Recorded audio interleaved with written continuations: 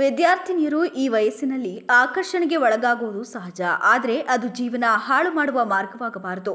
ಉತ್ತಮ ವಿಚಾರಗಳ ಕಡೆ ಯೋಚಿಸಿ ಭವಿಷ್ಯವನ್ನು ಗಂಭೀರವಾಗಿ ಕಟ್ಟಿಕೊಳ್ಳಬೇಕು. ಸಮಾಜದಲ್ಲಿ ಒಳ್ಳೆಯ ಪ್ರಜೆಯಾಗಿ ಬೆಳೆದುಕೊಳ್ಳಬೇಕು ಅಂತ ಹಿರಿಯ ಸಿವಿಲ್ ನ್ಯಾಯಾಧೀಶೆ ಹಾಗೂ ಜಿಲ್ಲಾ ಕಾನೂನು ಸೇವೆಗಳ ಪ್ರಾಧಿಕಾರದ ಸದಸ್ಯ ಕಾರ್ಯದರ್ಶಿ ಜಿಕೆ ದಾಕ್ಷಾಯಿಣಿ ವಿದ್ಯಾರ್ಥಿಗಳಿಗೆ ಕರೆ ನೀಡಿದರು.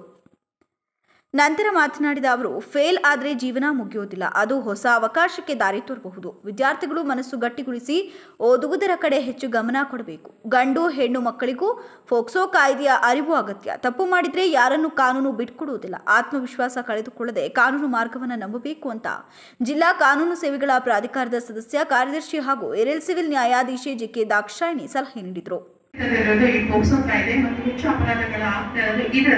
ನಾವು ಒಂದು ಮೆಂಬರ್ ಸೆಕ್ರೆಟರಿ ಅಂತ ಹೇಳ್ಬಿಟ್ಟು ಡಿಸ್ಟ್ರಿಕ್ಟ್ ಲೀಗಲ್ ಸರ್ವಿಸಸ್ ಅಥಾರಿಟಿದು ನನ್ನ ಒಂದು ಪಾರ್ಟ್ ಆಫ್ ವರ್ಕ್ ಕೂಡ ಜೈಲಿಗೆ ವಿಸಿಟ್ ಮಾಡೋದು, ಅಲ್ಲಿ ಒಂದು ಆರೋಪಿಗಳ ಒಂದು ಸ್ಥಿತಿಗತಿಗಳ ಬಗ್ಗೆ ಪರಿಶೀಲನೆ ಮಾಡೋದು, ಇದು ಒಂದಿರುತ್ತೆ.